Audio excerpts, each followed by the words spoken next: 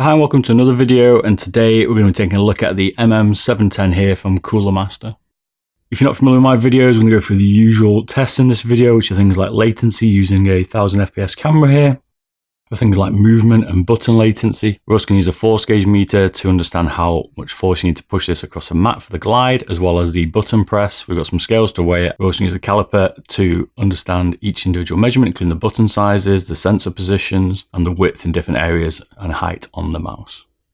If you're not familiar with any of my measurements, there's a video in the link that explains how I do all my measurements to give you an idea of how I do them, and also to understand some of the acronyms that I'm using in some of the video tests. Got a beardedbob.com website where all the statistics are, with all the charts we're going to go through. We're going to compare this mouse against other mice that we've done recently, like the Ultralight 2, Model O, Razer Viper, things like that.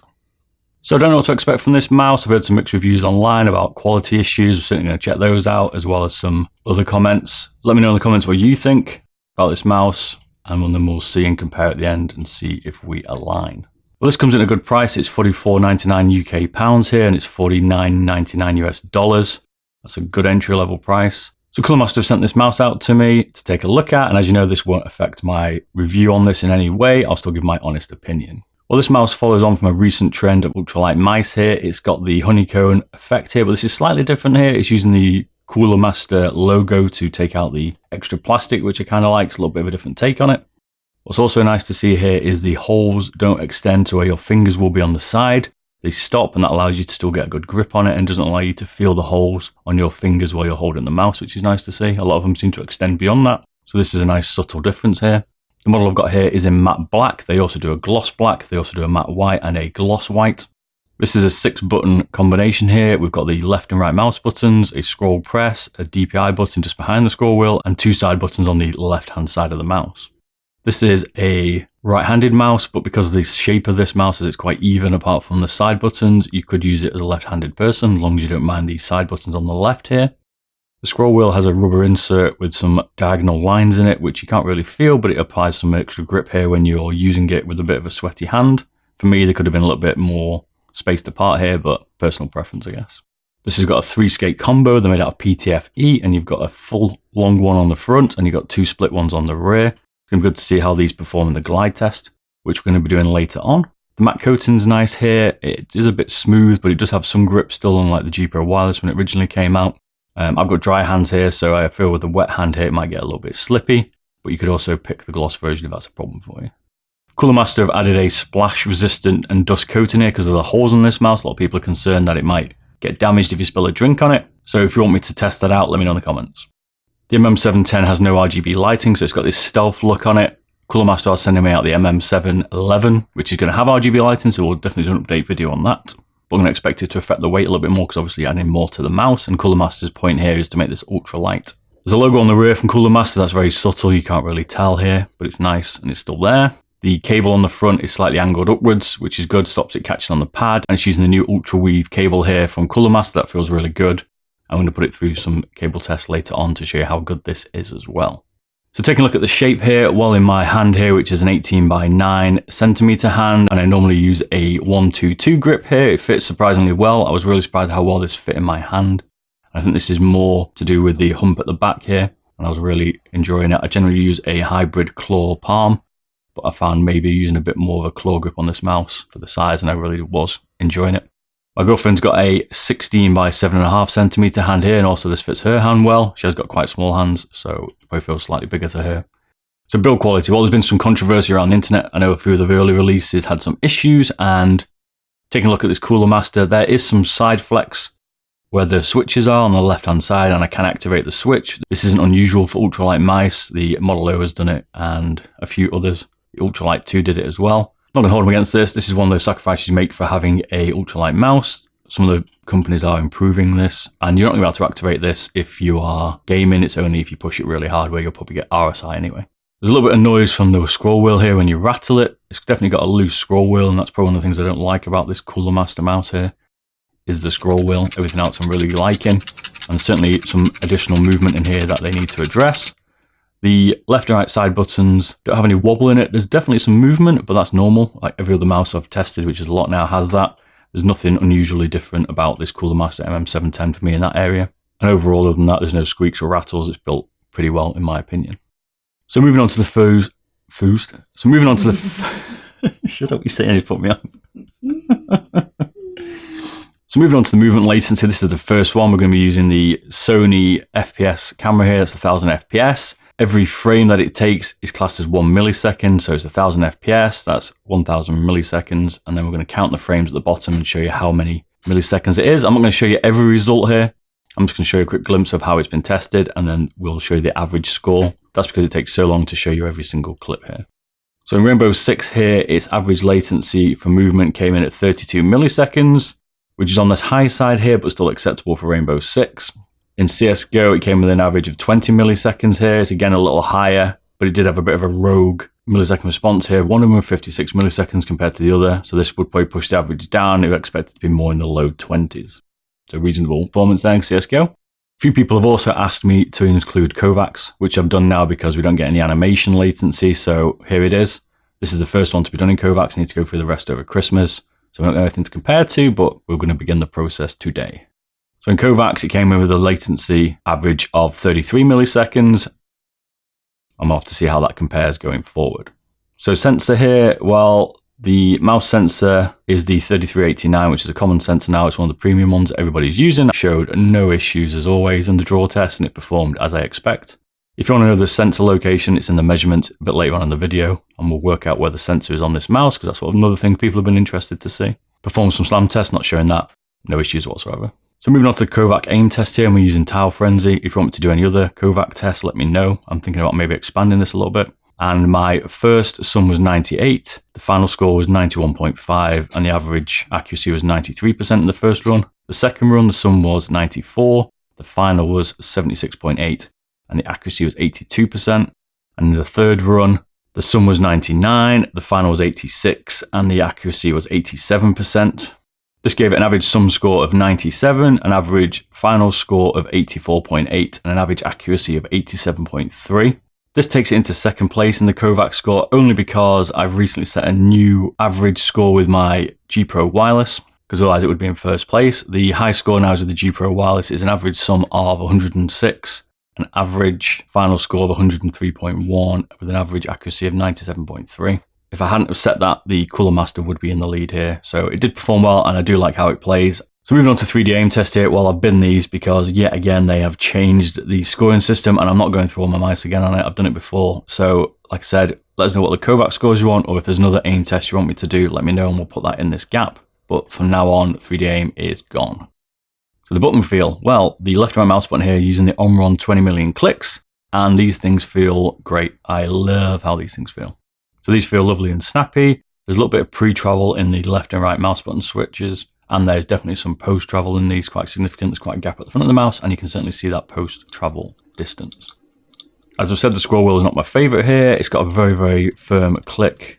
It feels a little bit gritty when you're scrolling through it. It's not the best. Certainly worth changing the encoder, I think, on this mouse, and that would be the one thing I would, if I was Cooler Master, I would look to change. The notches are firm, but again, not my preference here. Moving on to human benchmark, and the clues in the name here, human, so I am some of the latency problems here, but the average latency this came out with was 170 milliseconds. It's certainly not in first place, but it's at the front of the pack. Not bad. So using Blood PK here, the button latency on the left mouse button came with an average of 160 milliseconds, and on the right it came with an average of 166 milliseconds, and this means it's sitting around the middle of the pack in these tests. Again, nothing bad, nothing good here to report. Moving on to the bump test here, we're going to bring out the M1K, which is the reigning champion here. It's undefeated. It's going to be interesting to see how the Cooler Master performs against it here. So on the first test here, the right mouse button, the MK1 versus the left mouse button of the Cooler Master here, the MK1 won, as you can see. And in the second test here, the MK1's left mouse button versus the Cooler Master's right mouse button, the MK1 won again, which means the MK1 is still the reigning champion here. So button and switch latency using the 1000 FPS camera here. In Rainbow 6 on the button, it came with an average score of 56 milliseconds. This again is a little bit high, and this could be down to pre-travel, and we're going to see that when we do the switch directly. In CSGO, it came with an average of 53 milliseconds. This puts it at the back of the pack joint with the Viper. In Kovac, it came with an average of 44 milliseconds, but again, we've got no data to test this against. So in Rainbow 6, directly on the switch, it comes in an average of 46 milliseconds. This puts it closer to the back again. In CSGO, we get an average of 43 milliseconds, which puts it in second place, which is kind of confirming what I thought. There's a bit more pre-travel maybe in the button itself here, which is adding a few more milliseconds in latency. And on the Kovac test here, it came an average of 38 milliseconds. Again, nothing to compare it against. So we'd have to see how that pans out as we get more data. So clicks per second, this comes in an average of 6.3 clicks per second. This puts in joint second, which is impressive. Puts it just behind the Viper by a fraction here, which is in first place. So I'm not sure the latency and pre-travel is making a difference here because you still get a decent click per second rate. So force here on the front of the mouse button on the left one comes in an average of 32 grams. The middle is 44 grams and the rear is 81 grams. On the right hand side, the front is 33 grams. The middle is 48 grams. And the rear is 85 grams. It gives it an average force on the left mouse button of 54 grams. And on the right, 55 grams. This puts it as the lightest press actuation of any button on any mouse that we've tested so far here, and these do certainly feel light to press. Moving on to the side buttons, the average front press was 95 grams and the side back was 81 grams. This gives them a kind of firmer status than most buttons, but I didn't really hate them. I actually quite like the side buttons on this. There's not too much pre-travel or post-travel. Going on to the scroll wheel here, this comes in an average of 207 grams. It's got 24 notches, and the 207 grams puts it in the firmer end of the scale here as well. So moving on to the weight now, while they say it comes in at 53 grams, which is light. On the scales though, it comes in at 56 grams. 3 grams difference. Could be a bit of cable, could be a bit of scales, but it's a little bit higher than they said. And with the whole cable, it's 88 grams if you're interested. This puts it in third place as the lightest mouse that we've tested so far. It's just behind the Ultralight 2, which is in the same category though.